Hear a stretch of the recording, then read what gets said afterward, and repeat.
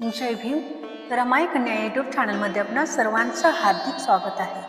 तर आजचा व्हिडिओ म्हणजे रंजल्या गांजल्यांचे, दुःखितांचे, शोषितांचे, पीडितांचे, अस्पृश्यांचे तसेच वर्षानुवर्षे ज्यांना माणूस म्हणून जगण्याचा अधिकार नव्हता त्यांना अधिकार मिळवून देणारे, तसेच संपूर्ण देशाचा विचार करून प्रत्येक नागरिकांच्या हक्काचे संविधान लिहिणारे, तसेच शेवटच्या श्वासापर्यंत समाजाचे हित साधणारे आपले सर्वांचे लाडके बाबासाहेब, आपले प्रेरणास्थान, आपले दैवत, जगातील सर्वात मोठा बाप माणूस, महामानव बोधिसत्व डॉक्टर बाबासाहेब आंबेडकर यांचे महापरिनिर्वाण आज आपण या व्हिडिओच्या माध्यमातून पाहणार आहोत. तर सर्व समाज बांधवांना तसेच बहिणींना हात जोडून विनंती आहे की हा व्हिडिओ शेवटपर्यंत पहा. तर पाहूया आपण महामानवाचे महापरिनिर्वाण. तर 2 डिसेंबर 1956 त्या दिवशी रविवार होता आणि नानकचंद रतू म्हणजेच डॉक्टर बाबासाहेब आंबेडकरांचे सर्वात लाडके, निष्ठावंत आणि प्रामाणिक असणारे सेवक होय. तर नानकचंद रतू सकाळी नेहमीप्रमाणे 7:15 वाजता आले. तेव्हा बाबासाहेब बिछाण्यात पडून राहिले होते आणि नानकचंद रतूला पाहताच बाबासाहेब म्हणाले, आलास वेळेवर, आज आपल्याला खूप काम करायचं आहे.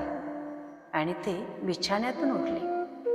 त्यांनी चहा घेतला आणि कार्ल मार्क्सचे दास कॅपिटल या ग्रंथातील मजकूर परत डोळ्याखालून घालून बुद्धा अँड हिज धम्मा या ग्रंथाच्या लेखनासाठी बसले आणि नानकचंदला ते टाईप करायला सांगत होते आणि हे काम संध्याकाळपर्यंत चालले. दिनांक 4 डिसेंबरला बाबासाहेब सुमारे 8:45 उठले आणि त्याच दिवशी सकाळीच 11 वाजता बाबासाहेबांना भेटायला काही जैन धर्माचे लोक आले आणि त्यांनी जैन धर्माच्या लोकांनी बाबासाहेबांना या बाबतीत विचार विनिमय करावा अशी विनंती केली.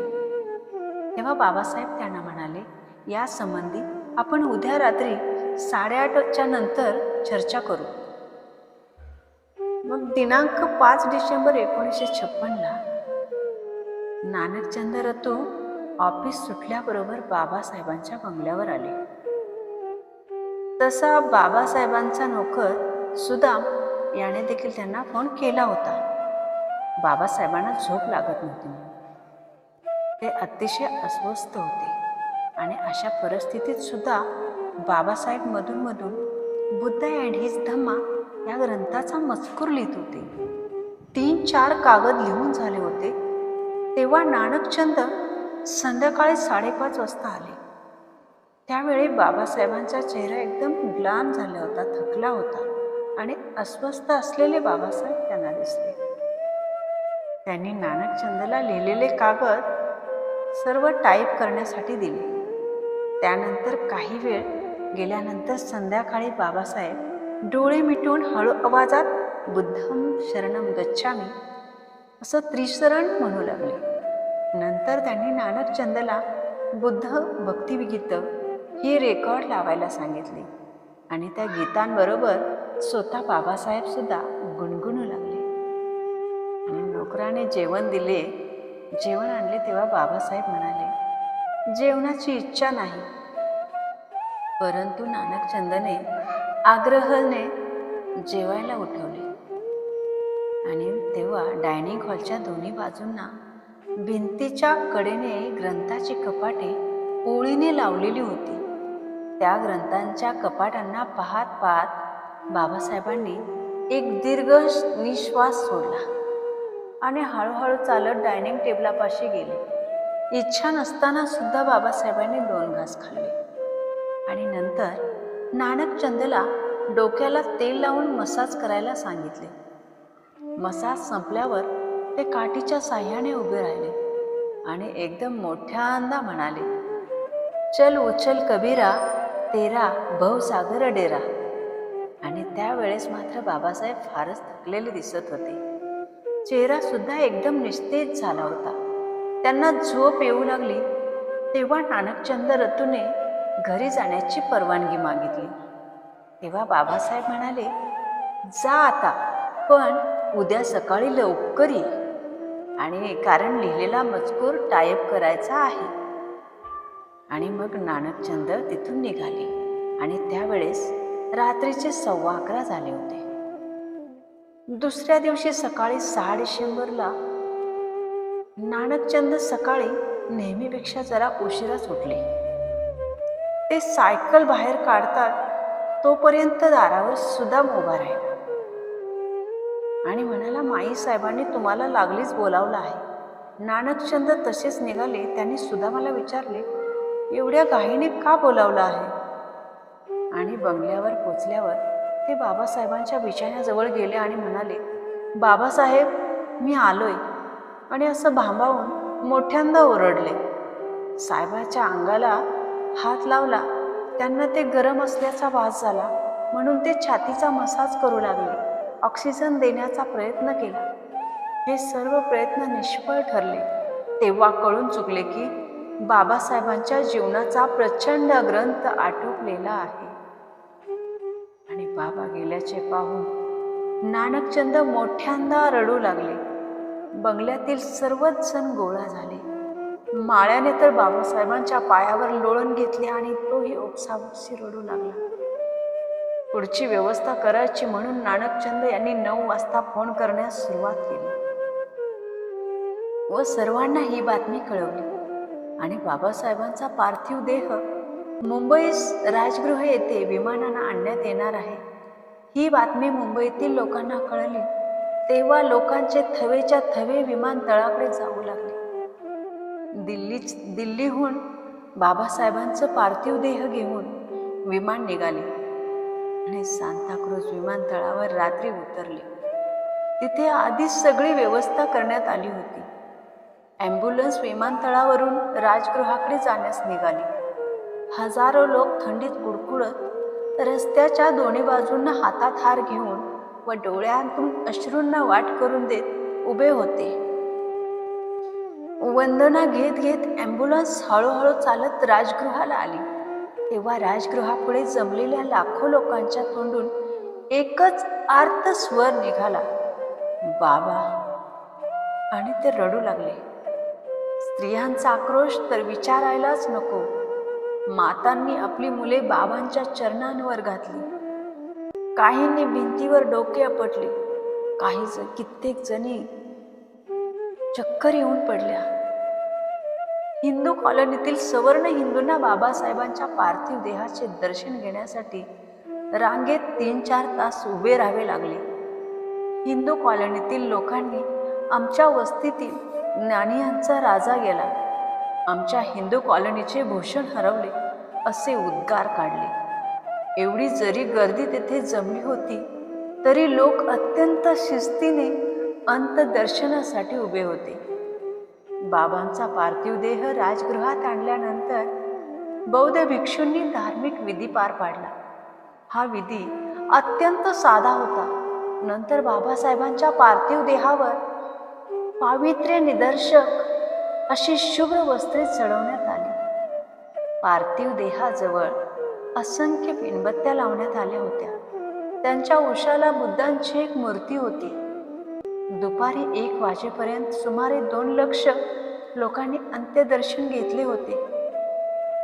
बाबासाहेबांच्या दुःखद निधनामुळे सुमारे 2 लाख कामगारांनी हरताळ पाळला. त्यामुळे 25 कापड गिरण्या पूर्णपणे बंद होत्या. अनेकांनी आपली दुकाने बंद केली होती. शाळा कॉलेजमधील विद्यार्थ्यांनी देखील हरताळात भाग घेतला होता. एका शृंगारलेल्या ट्रकवर बाबासाहेबांचा पार्थिव देह ठेवण्यात आला. त्यामागे बुद्धांची मूर्ती ठेवण्यात आली होती. त्यांच्या शेजारीच पुत्र यशवंतराव उर्फ भैयासाहेब आंबेडकर व पुतणे मुकुंदराव बसले होते. मिरवणुकीची लांबी सुमारे 1.5 ते 2 मैल होती. किमान 10 लाख लोकांनी भारताच्या या बंडखोर सुपुत्राचे अंतिम दर्शन घेण्यासाठी मार्गावर दुतर्फा गर्दी केली होती. एवढी मोठी प्रचंड गर्दी, पण बेशिस्त वर्तनाचा एकही प्रकार कुठेही घडला नाही. अशा प्रकारे डॉक्टर बाबासाहेबांची अंत्ययात्रा निघाली. परळ नाक्यापासून मिरवणूक एल्फिन्स्टन रोडकडे निघाली तेव्हा जिकडे तिकडे माणसांशिवाय दुसरं काहीच दिसत नव्हतं. बरोबर दिनांक 7 डिसेंबर 5 वाजता महायात्रा दादरच्या चौपाटीवर आली. डॉक्टर बाबासाहेबांच्या शवाला अग्नी देण्यासाठी भागेश्वर स्मशानभूमीतच समुद्राच्या बाजूला भिंतीलगत एक वाळूचा प्रचंड चौथरा तयार करण्यात आला होता आणि बाबांचे पार्थिव ट्रकच्या खाली उतरवण्यात आले. मेणबत्त्यांचे तपके घेतलेले 4 भिक्षू पुढे होते. बाबांचे पार्थिव सर्वांना दिसेल अशा प्रकारे एका उंच व्यासपीठावर ठेवण्यात आले आणि मुंबई सरकारतर्फे बाबासाहेबांच्या पार्थिव देहाला पुष्पहार अर्पण करण्यात आला. तसेच मुंबईतील व बाहेरगावची अनेक प्रमुख मंडळी उपस्थित होती. भिक्षूंनी धार्मिक विधीस प्रारंभ केला. ते करुण दृश्य पाहताना अनेकांच्या डोळ्यातून अश्रू वाहत होते.